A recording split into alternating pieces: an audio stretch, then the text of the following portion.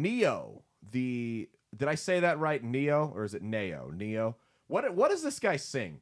Does anyone know? He sang that song. It was called "So Sick."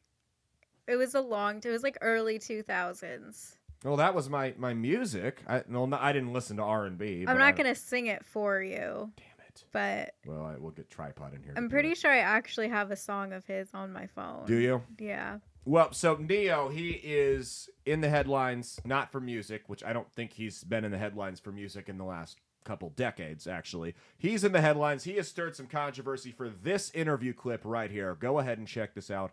And this is some disturbing stuff, man. He might have crossed the line. It's the first one. There you go. Control. If your little boy comes to you and says, "Daddy, I want to be a girl," and you just let him rock with that, you just let him. Right. He's 5. Right.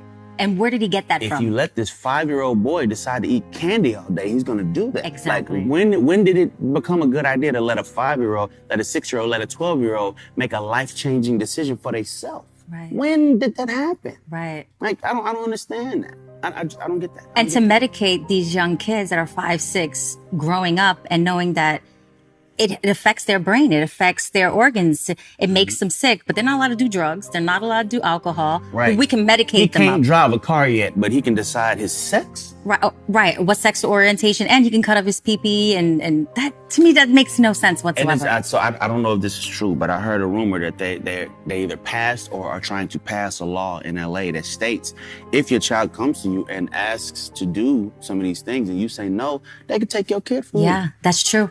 Just passed in California. That makes no sense. They want us to have no control over our children. But I don't get it. In schools, I don't get it. Hospitals, libraries. Yeah, they just want to manipulate. You got to understand, when they're so young and they're already, that's impressionable. That's right. Mm-hmm. And from them, they're going to believe what you say. I mean, we say Santa Claus is real, the Easter and they Bunny. Believe it. Like, right, exactly. Like, they know what they're doing. Remember who you're dealing with. Like, I can't take credit for it, but I heard somebody say one time, he's like, all right, if your son comes to you and says, "Daddy, I want to be a girl," ask your son, "Son, what is a girl?" That's a good one. What is he going to do? He's going to say, well, he might. Now, 5 years ago, no, 3 years ago, that was a common sense take, that a 6-year-old didn't have the mental capacity to make lifelong decisions like that for himself, right? That was common sense. Not anymore. Not today. The short bus brigade came after Neo in full force. They attacked him, went after him, called him transphobic for saying that, for daring to suggest that a 6-year-old cannot make that type of decision for themselves. Now, I know that's a horrible thing, and he should be killed for saying that and probably arrested, whatever, of course. But Neo issued this tweet shortly after. Go ahead and pull that up, and I'll read it for the audience that's listening to us. So Neo said, "After much reflection, I'd like to express my deepest apologies to anyone that I may have hurt with my comments on parenting and gender identity. I've always been an advocate for love and inclusivity in the LGBTQ, BLT, 4K HD TV, Run DMC, DMX, NFL, CNN, 2+ community. So I understand how my comments could have been interpreted as insensitive and offensive. Gender identity is nuanced, and I can honestly admit that I plan to better educate myself on the topic so I can approach future conversations with more empathy. At the end of the day, I lead with love and support everyone's freedom of expression and pursuit of happiness." Now that's what Neo had to say on that. That was his official Twitter account posted that. Shortly after that tweet went out, he posted this video to his Instagram. What's going on, loved ones? This is Neo. All right, listen. I normally don't give too much of a damn about what y'all think about what I do, what y'all have to say about what I say, whatever. I normally don't care because, like I said, opinions ain't special. Everybody got one. However, this is something I feel very strongly on, and I need y'all to hear this from the horse's mouth, not the publicist's computer. So check this out. First and foremost, I do not apologize for having an opinion on this matter. I am a 43-year-old heterosexual man raising 5 boys and 2 girls, okay? That's my reality. Now, if my opinion offended somebody, yeah, sure, I apologize for you being offended because that wasn't my intention. My intention is never to offend anybody. However, I'm entitled to feel how I feel.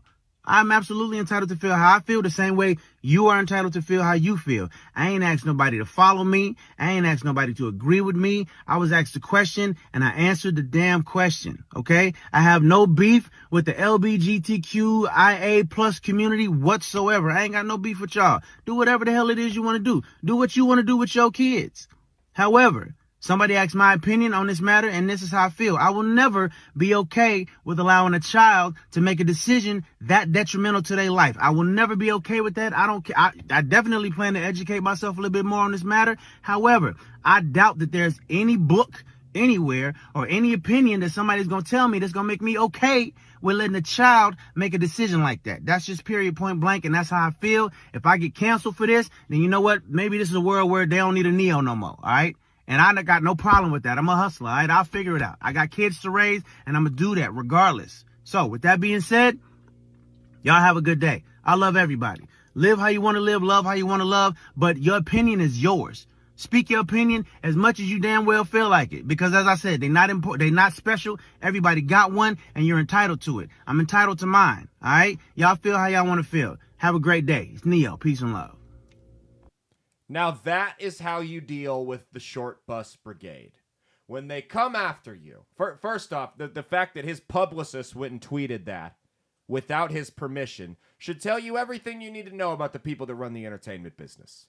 It's a business. Saying stuff like that, not always good for business. That's all they care about. They care about their bottom line. Do you really think that some 75-year-old Jew in Hollywood, I'm not saying they all run Hollywood, I'm just saying statistically speaking, his agent's probably a Jewish guy. Do you think a 75-year-old Jew in Hollywood gives two shits about about a non-binary teenager? Do you think he even knows what that is? No, but they know saying things like that in that industry, when that's predominantly your demographic that you're targeting leans toward the left, it's bad for business. That's all it comes down to. That's how you deal with the short bus brigade. When they come after you, you address it, say, piss off. I'm not going to apologize for what I said. I stand by it. And then you leave it alone. If you continue to fire back at them, they're going to come after you even harder.